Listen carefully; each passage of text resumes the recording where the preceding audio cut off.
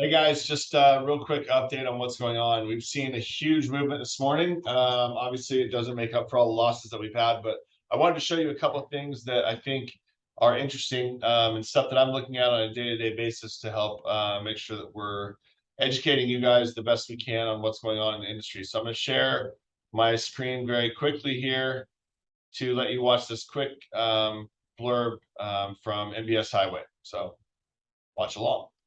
Let's take a look at the charts because let's see how that's impacting us right here. So we see the 10-year here is down 20 basis points. So certainly a move in sympathy. We're almost back down to 375 and mortgage bonds up 70. Hey, we'll take that. Here was that. So basically, anytime you see these floors and ceilings of support, when there's a lot of range in between them, that means if we can stay above this, and this is called a hammer here, that's showing, hey, we may have dropped too far and we're going to start to recover. We're now already back up to about here. So if we can, finish the day up here or above, then that gives us some opportunities for tomorrow to improve as well. Initial washout that we had seen, we're not quite all the way back there, but this week has been some week. You can see, even though yesterday's move started off with looking terrible, that capitulation and the move higher now, there is some more room to the upside. We've got a ceiling of resistance, at around 98.65, but that's somewhere around 75, 76 basis points above present levels. Let's hope the rally does continue. The 10-year Treasury, well, maybe we get back under 3.75%. We already are under an important support. So we already have recovered that extra 70 bips. We're at like 135 right now. The 10-year Treasury, if we can keep it down, obviously that's going to help out as well. I don't think this means like this is the beginning of lower rates starting now, but it is showing that the market's starting to adjust. And then this other thing I thought you might be interested in is the housing report. Is that benefit? As far as housing news, we did get pending home sales. This measures signed contracts on existing homes, and this is for the month of August. It was down 2% for the month, which was a miss on estimates. It's down 24.2% year over year. Now, the chief economist at the National Association of Realtors, Lawrence Yun, came out and said that he sees sales increasing in quarter four, and that he is estimating that home prices in 2022 will be up 10%. And we also got mortgage applications this morning from the. So basically, we have the fact that the rates are expected to come back around. I wanted to share this. This is Fannie Mae's expectation that mortgage rates will fall down to 4.5 in 2023. There were a couple of different reports on it.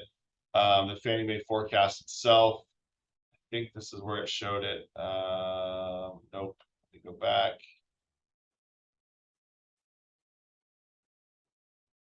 Basically, it was saying it should be between 4.25 to 4.875 as soon as I heard June or July. So what does this mean for you guys as far as how we can help sell homes right now?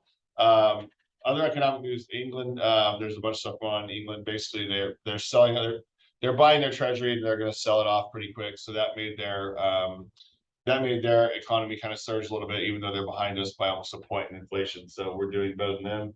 PCE is coming out on Friday, but there's gonna be no shock to that. Rent report is showing that year over year we're still up 7.5% for rent. So what does all that mean? We did some math on if you were to buy a $500,000 house. Sorry, let's say a house was listed for $500,000 a year ago, and rates were at 3.5, and we offered 525 because that's what the market was demanding, is that we were paying over market price. If you look at what you would spend in the 7 years, because that's the average length that people are going to keep their home, regardless of whether they refinance or not. And certainly if they bought at 3.5%, they're not going to refinance that rate.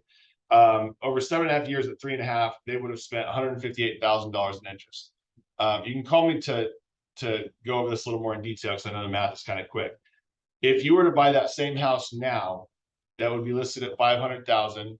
We could maybe get it for 475, right? Because I'm taking into consideration a $50,000 delta from a year ago till now.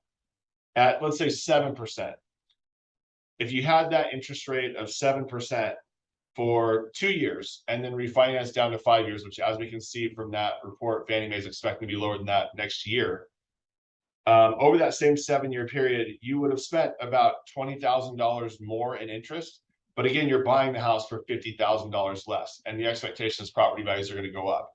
So if it helps to have this conversation with a customer right now who's on the fence about, interest rates are super high, I'm gonna wait, let's see what property values are gonna do. All of the economic predictors are saying property values are going up.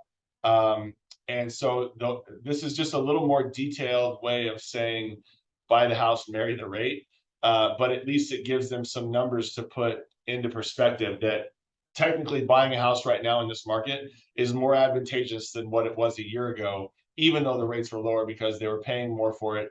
And the likelihood is that they're going to have that opportunity to refinance within a year or 2 years. Whereas the people that bought a year ago at 525 because they had to offer 25 over listing, they're not going to have that option to refinance. So food for thought. If you guys want to talk more in detail on this, let me know. Also, please just shoot me a thumbs up or let me know if this is beneficial to you guys, so I'm not bugging you or wasting my time unless it is.